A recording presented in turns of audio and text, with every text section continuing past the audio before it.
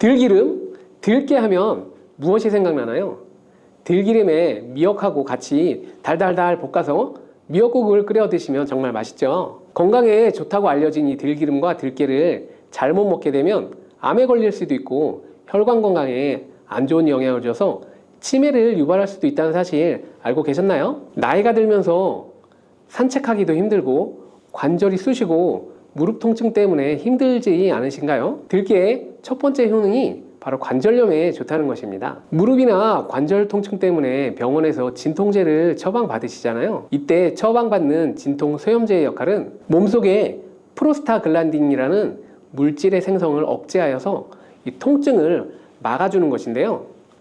들깨 속에 함유되어 있는 식물성 오메가3 지방산인 알파리놀렌산이 함유되어 있는데, 이는 체내에서 염증을 일으키는 프로스타글란딘의 생성을 억제하는 데 아주 좋은 효능을 발휘합니다. 우리가 이 오메가3를 먹는 이유 중에 하나가 혈관 건강이죠. 혈액을 잘 돌게 해주는 이런 역할을 해주는 것도 있지만 바로 이 혈관 속에 미세 염증을 잡아준다는 역할도 있는데 알고 계신가요? 들깨가 바로 이런 염증 유발 물질을 억제해줘서 진통 역할을 하게 해준다는 거죠. 또한 들깨의 두 번째 효능은 바로 뼈 건강에 도움을 준다는 것입니다.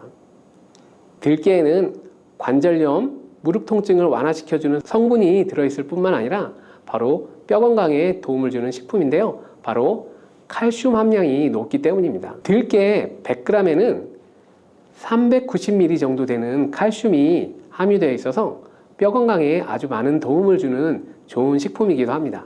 이런 들깨를 꾸준히 섭취하게 되면 골다공증 예방에도 참 좋은데요. 골다공증은 중년 이후 노화가 진행될 때 영양 불균형이 생기면서 많이 발생하게 되는데요.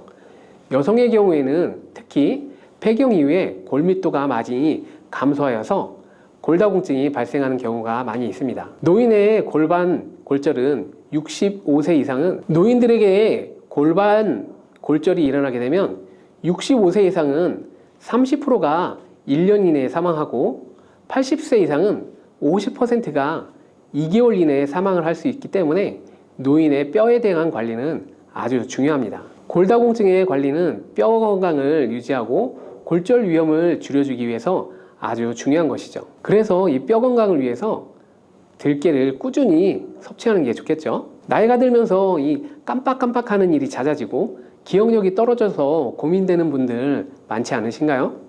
지금부터 걱정하지 않으셔도 됩니다. 세 번째 들깨 효능이 바로 뇌 건강, 뇌신경을 튼튼하게 해주고 기억력을 높여주고 치매를 예방하는 데 도움을 준다는 것입니다. 이렇게 많은 효능이 있는 이유는 들깨에 바로 아까 말씀드린 오메가3가 풍부하게 함유되어 있기 때문이죠. 오메가3는 등푸른 생선에 많이 들어있다는 사실 알고 계시잖아요. 그것은 동물성 오메가3고요. 식물성 오메가3인 알파리놀렌산이 들깨에 많이 함유되어 있는데요. 들깨에 함유된 지방산 중에서 바로 60%가 알파리놀렌산입니다. 이 알파리놀렌산은 뇌신경 보호에 탁월한 효과가 있는데요. 어떻게 뇌신경을 보호하게 되느냐? 뇌신경에 염증을 일으켜서 망가뜨리는 사이토카인이라는 물질이 있는데요. 이런 사이토카인 물질의 분비를 감소시키고요. 또 알츠하이머 치매 환자의 뇌에 많이 발견되는 비정상적인 단백질 베타 아밀로이드도 바로 이 알파리놀렌산이 감소시키기 때문입니다. 참치에 많이 함유되어 있다는 DHA 들어보셨나요? DHA가 바로 대표적인 뇌기능 강화 물질인데요. 이 DHA가 기억력을 높이는 데 도움을 주고 학습 능력 또한 좋게 하는데요. 이 DHA는 체내에서 합성되지 않아서 반드시 식품으로 섭취를 해야 합니다. 들깨에 함유된 알파리놀렌산이 흡수될 때 바로 이 DHA로 전환이 되게 됩니다. 들깨가 뇌신경, 뇌건강에 좋다는 이유가 바로 이것이죠. 네 번째 들깨의 효능은 바로 심장을 건강하게 하고 혈관의 노화를 막아주는데 도움을 준다는 것이에요. 알파리놀렌산이 체내에 흡수될 때 DHA로 변환된다고 했잖아요. 그뿐만 아니라 바로 EPA로도 변환이 되는데요. 이 EPA가 어떤 역할을 하냐면 바로 혈소판 응집을 억제해서 혈관에 혈전이 생기는 것을 방지하는 효능을 한다는 거죠. 그리고 혈관을 튼튼하게 하는 효능과 혈액의 중성지방과 나쁜 콜레스테롤인 LDL을 낮추고 좋은 콜레스테롤인 HDL을 높여주는 역할도 합니다. 미국의 심장협회에서는 허혈성 뇌졸중, 심장마비로 인한 돌연사, 관상동맥질환 등의 위험을 감소시키기 위해서 매주 1회에서 2회 이상 오메가3 지방산이 풍부한 등푸른 생선을 섭취하는 것이 도움을 준다고 발표했습니다. 그런데 이 오메가3 지방산의 함량을 살펴보면 100g당 오메가3 지방산의 함량이 연어에는 11.5g, 고등어에는 9.9g, 들깨에는 무려 63.1g이나 함유되어 있다는 것이 밝혀졌어요. 들깨에 정말 많이 함유되어 있지 않나요? 들깨에는 연어에 비해서 바로 5배 이상 들어있다는 거죠. 들깨만 꾸준히 드셔도 혈관도 건강하게 하고 심장도 튼튼하게 유지하는데 많은 도움이 된다는 거죠. 5번째 들깨의 효능은 바로 변비에 좋다는 것입니다. 들깨의 껍질에는 식이섬유가 풍부한데요. 들깨 100g에는 18g 정도로 풍부한 식이섬유가 함유되어 있습니다.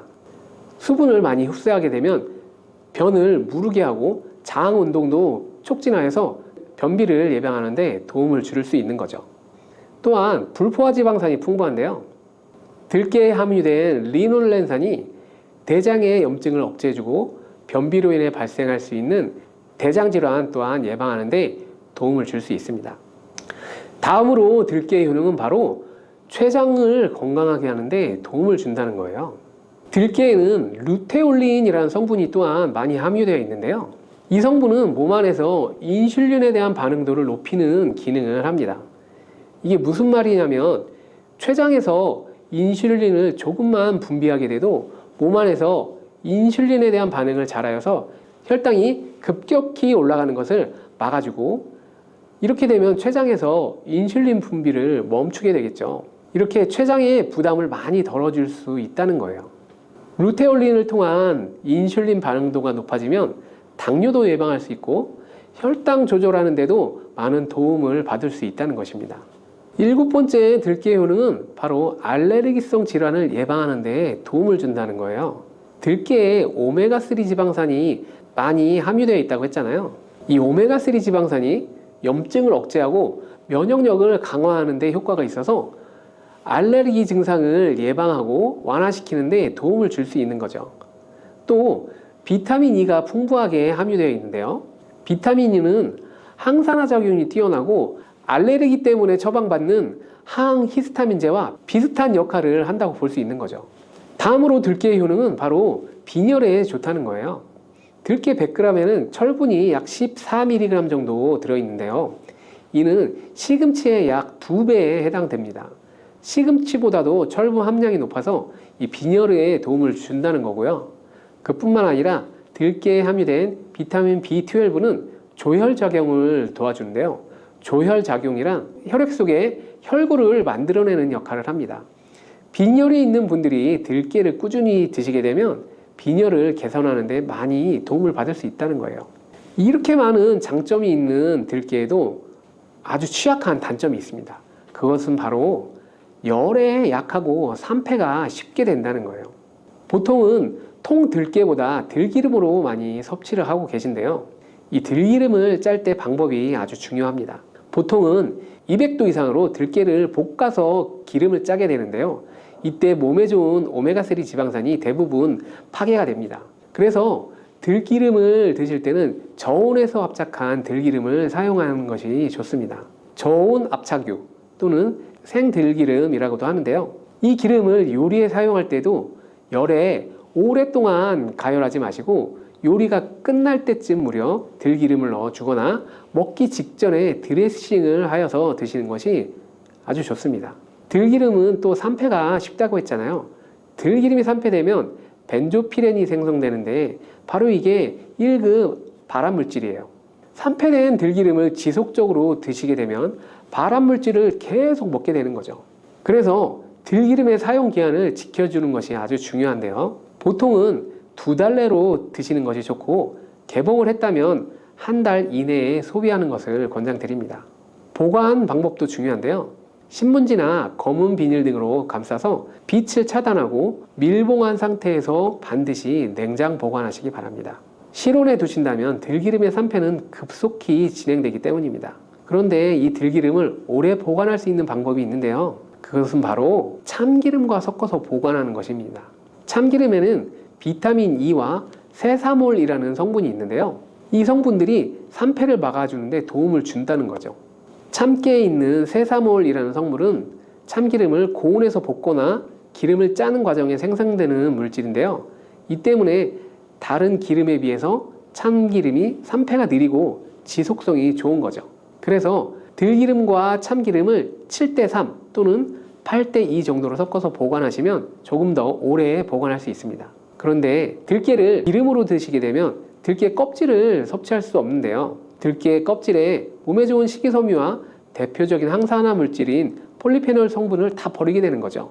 그래서 들깨를 제대로 드시려면 들기름보다도 통들깨 자체로 드시는 것이 좋습니다. 마트에 가면 통들깨보다도 들깨 가루를 많이 판매하고 있는데요. 들깨 가루는 산패가 빨리 진행되기 때문에 통들깨를 찾아서 구매하시기 바랍니다. 통들깨를 구매하시면 그 안에 작은 돌이라든지 이물질들이 들어있는데요. 세척을 잘 해주셔야 합니다. 세척하는 방법도 바로 알려드릴게요. 먼저 들깨를 물에 담가서 씻어줍니다. 그리고 물 위에 뜨는 것만 채로 이렇게 걷어서 옮겨주시기 바랍니다. 이렇게 몇 번을 하게 되면 바닥에 이물질만 남게 되는데요. 그것은 버리고 또 물에 담가서 씻어주고 물 위에 뜨는 것만 채로 걷어서 옮겨주고 이 작업을 3번, 4번 반복해주면 깨끗한 통들깨를 세척할 수 있습니다. 깨끗하게 세척한 통들깨는 자연 건조를 시켜주셔도 되지만 시간이 오래 걸리기 때문에 팬에 담아서 약한 불로 건조시켜주거나 쉬운 방법은 전자레인지를 이용하시면 됩니다. 전자레인지를 이용해서 건조하는 방법도 알려드릴게요. 세척한 통들깨를 접시에 담아 주시고요. 이렇게 해서 5분 정도 전자레인지에 돌려주세요. 그리고 꺼내서 상태를 한번 확인해 줍니다. 아직 건조가 덜 되었을 거예요. 한 번에 오랜 시간 전자레인지를 돌리게 되면 들깨가 탈 수 있기 때문에 이렇게 5분 정도씩 돌려가면서 상태를 확인해 주면서 완전히 건조될 때까지 반복해 주시면 됩니다. 완전히 건조된 통들깨는 그냥 스푼으로 떠서 한 스푼씩 이렇게 드셔도 됩니다. 먹을 만큼 믹서기에 갈아서 음식에 넣어 드셔도 좋고 통들깨 자체로 음식에 넣어 드셔도 됩니다. 밥할 때 한 스푼 넣어서 같이 밥을 해도 아주 좋은 방법입니다. 이렇게 하면 들깨를 산패되지 않은 상태로 신선하고 건강하게 드실 수 있습니다.